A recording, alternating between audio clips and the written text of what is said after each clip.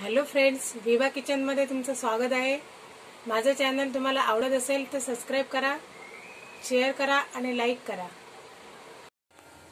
नमस्कार, मी विनया, विवा किचनमध्ये तुमचं स्वागत आहे। आज आपण बनवणार आहोत सफेद वाटाण्याची मिसळ।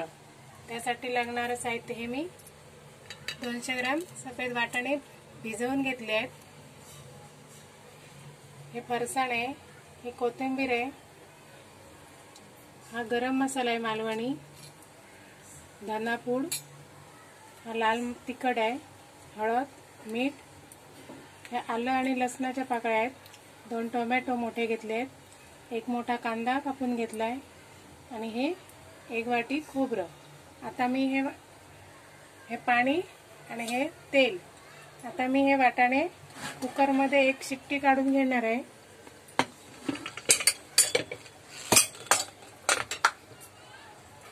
मी स्वच्छ धुवून घेतले आहेत। आता मी यात पाणी टाकून 1 शिट्टी काढून घेणार आहे। आपल्याला जास्त शिजवायचे नाही आहेत।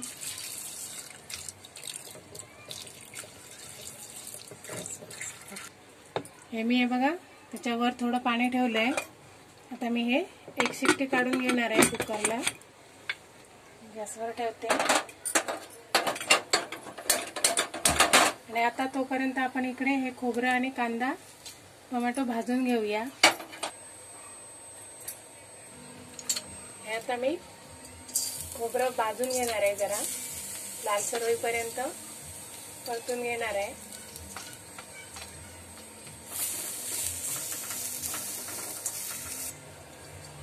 हे बघा माझं खोबरं हे भाजून झालंय। आता मी हे काढून घेते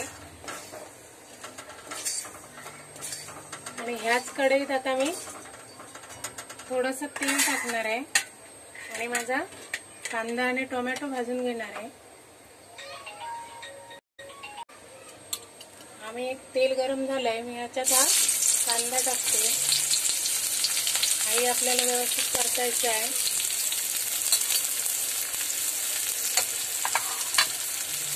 बघा हा कांदा जरा नरम झाला,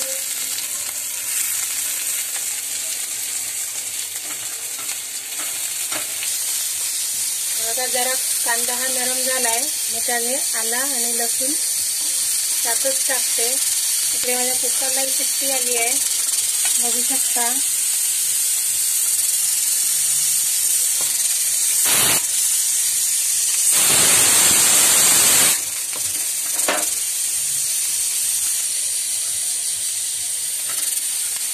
बघा माझा कांदा नरम झालाय व्यवस्थित। आता मी त्यात टोमॅटो टाकते आणि इकडे कुकरची पण शिट्टी झाली, मी गॅस बंद केलाय। हाही थोडा नरम होईपर्यंत मी जरा परतून घेणार आहे आणि वाटण थंड झाल्यावर मिक्सरला लावून घेणार।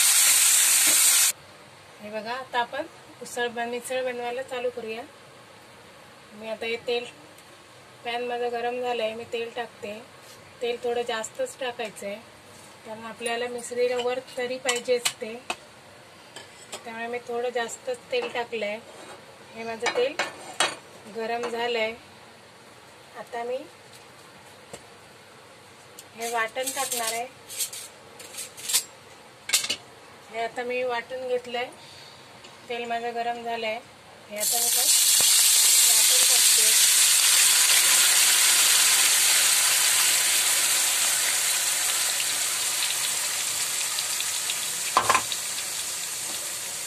हे आपल्याला वर असं तेल सुटेपर्यंत हलवत राहायचंय। हे मी आता याच्यात हा गरम मसाला टाकते, मालवणी मसाला आहे, हे लाल तिखट आहे, 2 चमचे मसाला भरपूर टाकायचा आहे। ही हळद, हे थोडी हळद वाटाणे शिजवताना टाकली आहे त्यात। ही धना पावडर आहे आणि आता थोडं मीठ टाकते, चवीनुसार आपण मीठ टाकायचं आहे आणि हे परत व्यवस्थित हलवून घ्यायचं आहे मिक्स करून। हे मी मंद आचेवर असं परतून घेतलेलं आहे पूर्ण। आता मी यात हे वाटाणे टाकणार आहे।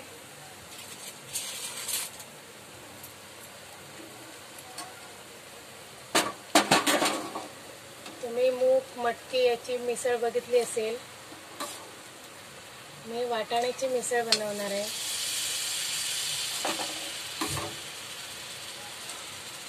हे आता आपण पूर्ण ओतून घ्यायचं आहे.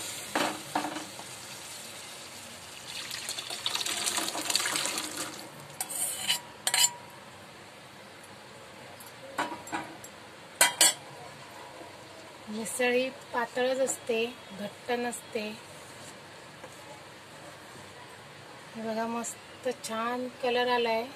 हे बघा तरीही मस्त सुटली आहे. बघा मस्त लाल तरी सुटली आहे.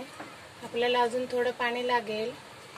मी हे मिक्सरचं भांडं त्यात पाणी टाकून घेते. हे बघा मी मिसळ व्यवस्थित 5-10 मिनटं व्यवस्थित उकळवून घेतली आहे. आता मी थोडी त्याच्यावर कोथिंबीर टाकते आणि आता मी गॅस बंद करून घेते. हे बघा माझी मिसळ खाण्यासाठी तयार आहे. पाव, लिंबू, हा थोडासा कांदा, फरसाण आपण यात टाकायचं. मी टाकून नाही ठेवलंय कारण ते गरमागरम मिसळ आहे, त्यात गरम उसळ आहे, त्यात हे फरसाण टाकलं तर लगेच ते नरम होईल म्हणून मी टाकलं नाही आहे. साईडला ठेवलंय. हे बघा खाण्यासाठी तयार आहे. जर माझी रेसिपी तुम्हाला आवडली तर माझ्या चॅनलला लाईक करा, शेअर करा आणि सबस्क्राईब करा.